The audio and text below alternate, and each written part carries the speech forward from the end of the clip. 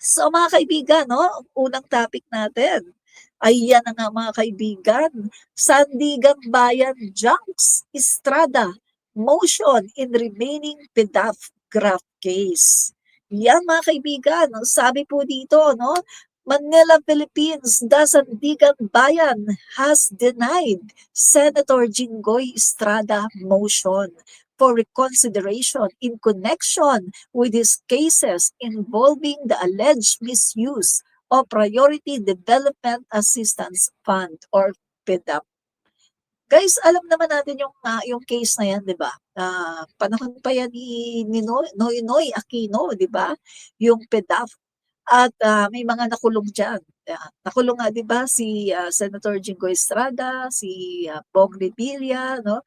Yan yung mga nakulong. At yung iba po ay hindi naman. So nakakapagtaka kasi mga kaibigan 'no, yung napakarami pong mga nasa administrasyon no'n, mga senador at mga kongresista 'no, na talagang kasangkot din at napangalanan pero hindi po nakulong. Katulad na lang po ni Joel Villanueva, oh 'di ba? 'Yan, oh. So, meaning to say mga kaibigan, eto pong si Jinggoy ay siya po ay naghain 'no ng mosyon sa Sandigang Bayan pero ito po ay dininay 'no dininay po itong kaniyang motion for reconsideration. Ah, Ito po ay patungkol doon sa PDAP 'no. At yung mga prosecutors 'no, they describe the request as unnecessary in a resolution promulgated Thursday, the anti-graft court's Fifth Division rejected Estrada's motion for reconsideration filed on February 16, which sought to compel the transmittal of preliminary investigation records from the Office of the Ombudsman to the court. So mga kaibigan,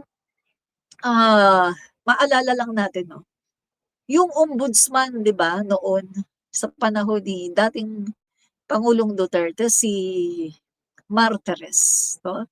So, kung maalala natin mga kaibigan 'no, naalala niyo siguro na may mga kaso na mga korapsyon, graft 'no, na talaga namang tinulugan netong si Ombudsman Martires. At meron ngang mga talagang nagulat 'no, yung bagong ombudsman, Boying Rimulya kasi nakita mga kaibigan 'no, yung etong kaso ni Jovel Villanueva ay ni-reverse 'no, ni-reverse po at ito po ay secret po na ginawa.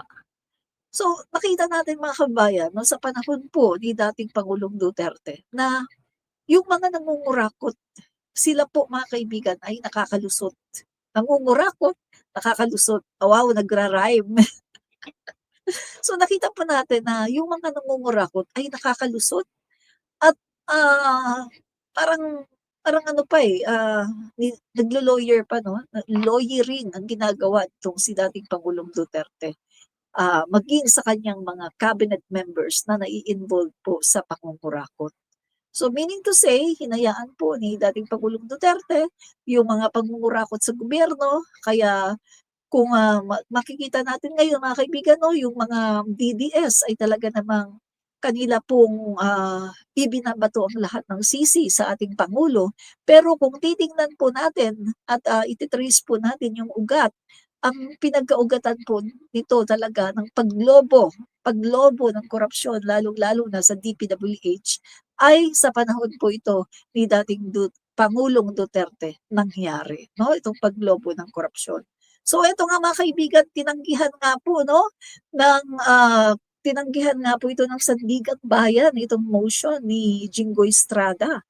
At, sabi po dito, the Anti-Graft Court's Fifth Division rejected Estrada's motion for reconsideration filed on February 16, which sought to compel the transmittal of preliminary investigation. So, eto mga kaibigan yung mga records 'no, yung preliminary investigation, yung mga record nun mga kaibigan na galing po sa ombudsman ay, dapat maipadala sa korte, no, kung saan si Jinggoy Estrada ay doon po dinidinig yung kanyang kaso. So, yun po mga kaibigan, dininay po ng court at hindi po ginrant yung kanyang request. So, pagdating po dito kay Senator Jinggoy Estrada, konting ano lang tayo, no, konting commentary. Mga kaibigan, nakita naman natin, no, nasangkot siya sa PDAP at mga ilang taon medyo nakulong siya pagkatapos nung panahon ni dating Pangulong Duterte, napalaya, no? Pero eto yung sinasabi guys, no, na 'pag yung mga senador natin, mga mambabatas, no, ay nakakalusot sila dito sa kanilang mga kaso, paulit-ulit lang, eh. Umuulit-ulit lang sila mga kaibigan at hindi po sila nadadala, no? So, eto guys, sa tingin ko ngayon 'no, dapat talagang, hindi na talaga dapat, pagbigyan itong mga ganitong klase na mga mambabatas natin 'no, na para hindi na po talaga sila makapag, ulit 'no, ng kanilang mga ginagawang mga korapsyon sa gobyerno, sa pondo ng bayan. Kaya eto guys 'no, sana ay magkaroon na talaga ng kumbaga desisyon 'no, itong patungkol sa kaso ni Senator Jinggoy Estrada. At kung makita na talagang siya'y merong, kasalanan 'no, guilty, ay dapat na makulong talaga siya 'no, at mapagbayaran niya yung kanyang, ginawa 'no. At, hindi yung ang problema kasi mga kaibigan dito sa Pilipinas 'no, sa batas kasi natin dito sa Pilipinas. Halimbawa, ah, nakulong ngayon yung isang mambabatas. Tapos after how many years merong mahalal na pangulo ng Pilipinas na kaalyado niya. So ang mangyayari mga kaibigan dahil kaalyado niya ay siyempre ipapardon 'no, ipapardon pagkatapos makakalaya na naman. Tapos ang mangyayari na naman niyan, siyempre uulit. Tapos, makakasuhan, makukulong. Tapos pagdating na naman ng mga ilang panahon meron na namang mahahalal na presidente na kaalyado or kaibigan. Tapos, aayusin na naman ang kaso. Yan po ang problema kasi dito sa Pilipinas 'no. Kaya nga mga kaibigan, marami pong mga nagsasabi 'no patungkol po sa dito sa mga senador na 'to. Katulad na lang 'no, idamay na po natin si Senator, Joel Villanueva na alam naman po natin kung ano yung case po 'no ni Senator Joel Villanueva na tinuwis nga po ng Ombudsman Martires yung desisyon ng Ombudsman na kanyang pinalitan. So ang nangyari po, imbis na ma-disqualify 'no, perpetual disqualification itong si, Joel Villanueva ay nakatakbo pa at ayan na naman, nagkaroon na naman siya ng issue ng korapsyon. So gano'n lang mga kaibigan, paulit-ulit lang po na nangyayari. Kaya, ah nagpapasalamat po tayo 'no, sa ating Pangulong Bongbong Marcos dahil po sa kanyang ginawa mga kaibigan ay, tatlo po kasi yan, eh, tatlo po yung aim ng ating pangulo kaya po siya nagdeklara 'no, at ibinunyag yung korapsyon sa DPWH. Meron po siyang tatlong aim na gusto po niyang mangyari. Una mga kaibigan, gusto po niya na makasuhan, makulong ang lahat po ng mga nagnakaw na yan. Pangalawa, gusto po ng pangulo natin na mabawi yung mga assets. Kung hindi man mabawi lahat ng pera, at least yung mga assets 'no, mabawi 'yan. At pangatlo, mabago po ang sistema para wala na pong makapagnakaw sa mga susunod pa na mga henerasyon. Yan po mga kaibigan 'no, the three pillars ng Marcos administration na, pinapatupad po 'no, ng ating pangulo. Para po yan sa kabutihan ng mamamayang Pilipino, para po maalagaan at ma-safeguard po 'no, ang pondo ng bayan. Yan po mga kaibigan 'no. So, okay, DILG. DILG eyes using drones to patrol coastal waters versus drug trade.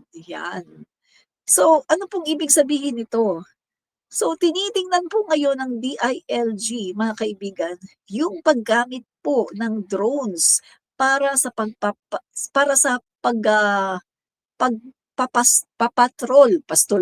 pagpapatrol or pagpapatrolya ng ating mga coastal waters para po sa paglaban 'no, dito sa mga, yung mga trading 'no, patungkol po sa mga illegal na mga substances.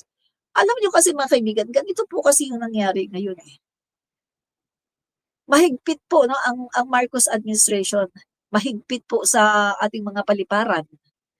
So ito pong mga nagti-trade ng mga illegal substances, hindi na sila makalusot, eh, dun pa lang sa paliparan, teklo na sila, eh, 'no, teklo na.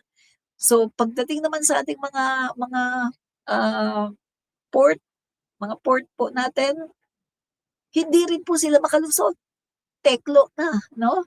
So ang ginagawa po ngayon 'no ng mga drug, trading na 'to, ginagawa po ang style po nila ngayon mga kaibigan, ay ito pong mga illegal na mga substances ay kanila pong pinapaanod sa ating mga coastal area.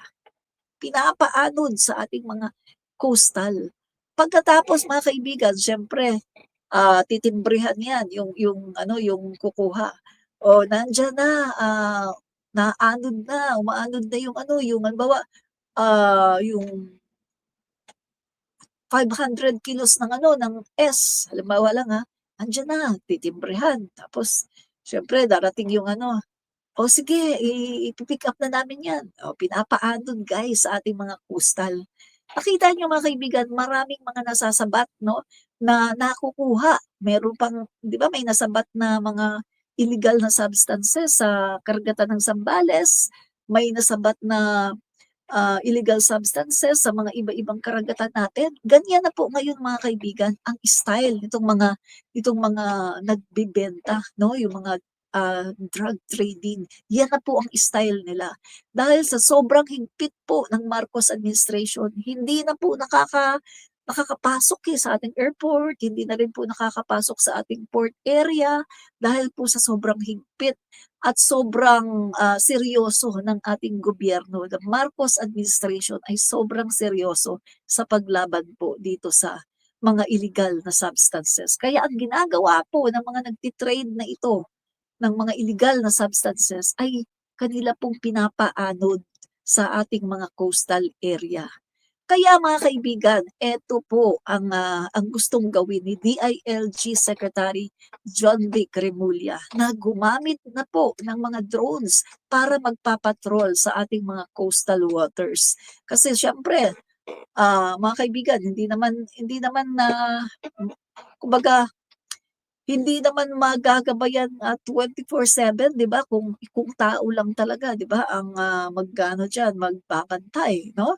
At saka meron pong mga nakikita 'no, yung drone maano po 'yan, kumbaga sa camera, ah, camera 360 ba 'yun, yung sinasabi nila na lahat ng angle kita 'no, yung drone ganyan po. Unlike po sa kapag tao lang ang nagbantay 'no, lalo na kapag gabi, hindi na 'yan makikita 'no. So eto po maganda po itong, gustong gawin 'no ni DILG Secretary John Vic Remulla na talagang gumamit 'no ng drones para mag-patrol sa ating mga coastal waters para po talagang, masawata etong mga drug trading na ito 'no.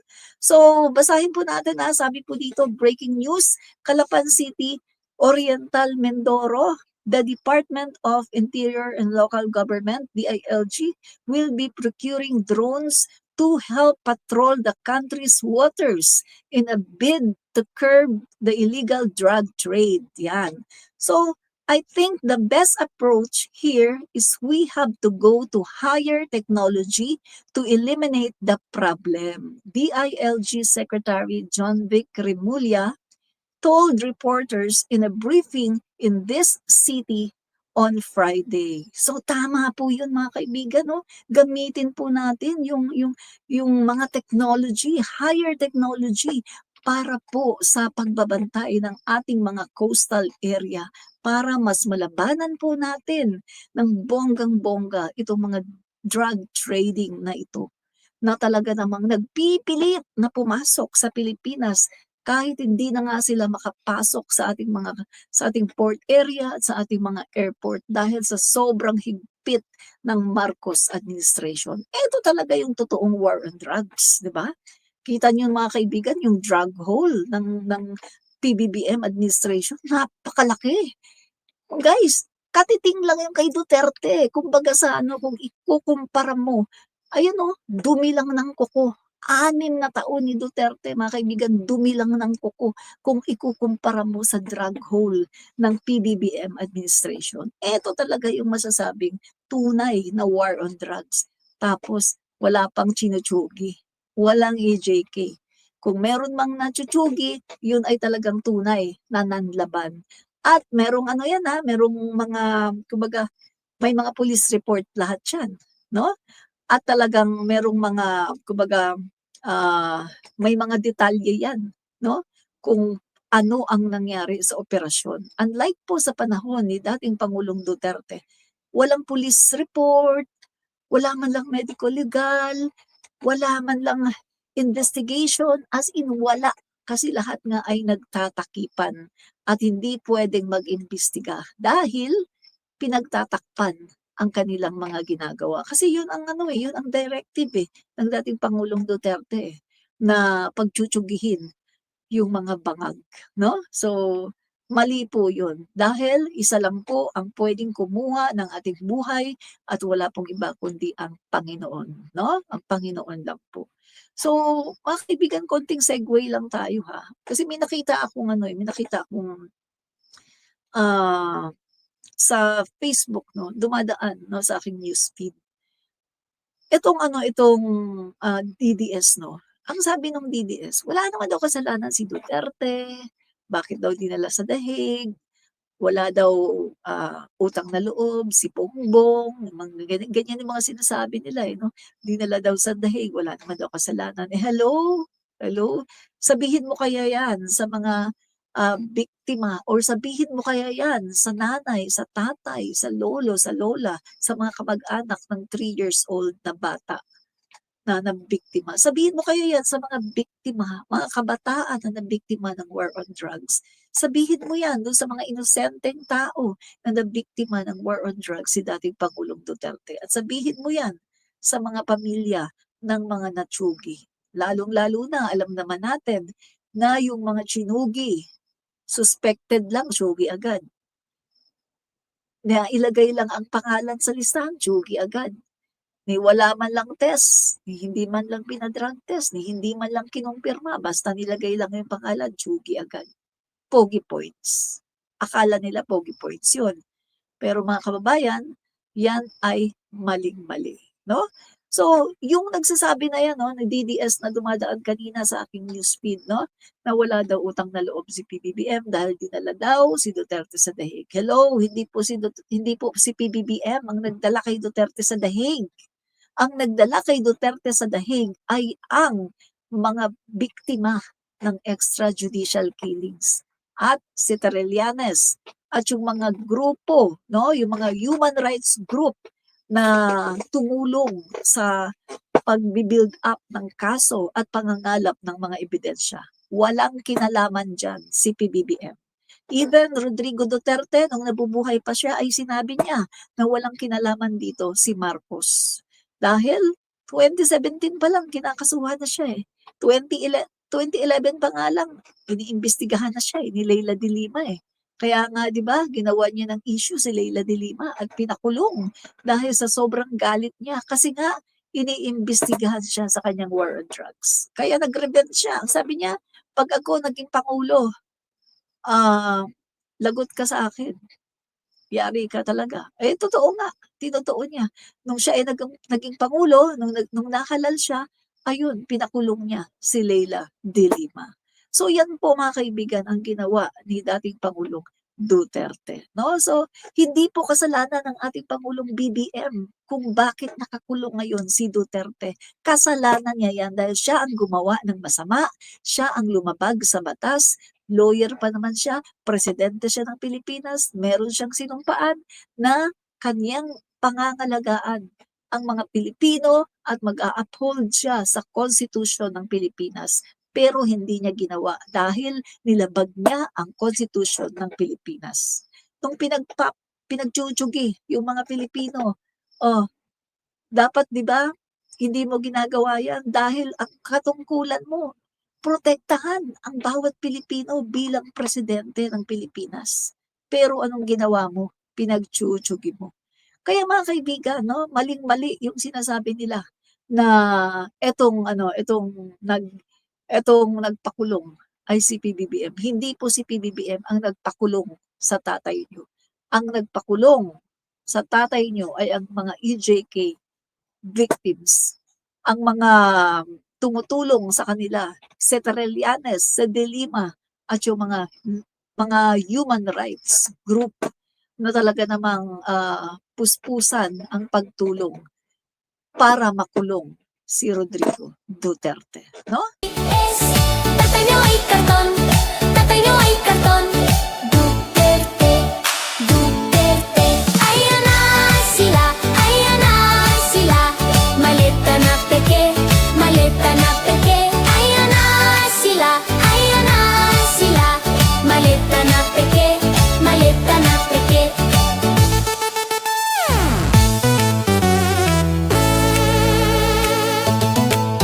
Sara nababali na siya. Sara nababali na siya.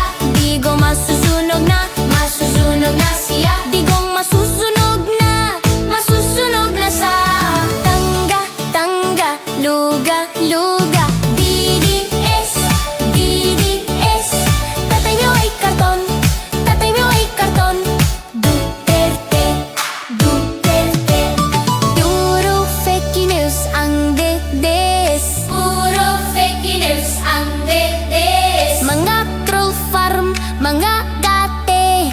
Dupites, dupites. Puro fake news ang dedes. Puro fake news ang dedes. Mga troll farm, mga gate. Dupites, dupites. Tangga, tangga, luga, luga. DDS, DDS. Tatay niyo ay karton, tatay niyo ay karton. Duterte, Duterte. Tangga, tangga, luga, luga. DDS, DDS. Tatay niyo ay karton, tatay niyo ay karton. Duterte, Duterte. Ayan na sila, ayan na sila. Malita na peke, malita na peke. Ayan na sila, ayan na sila. Malita na peke, malita na peke. Puro fake news ang dedes.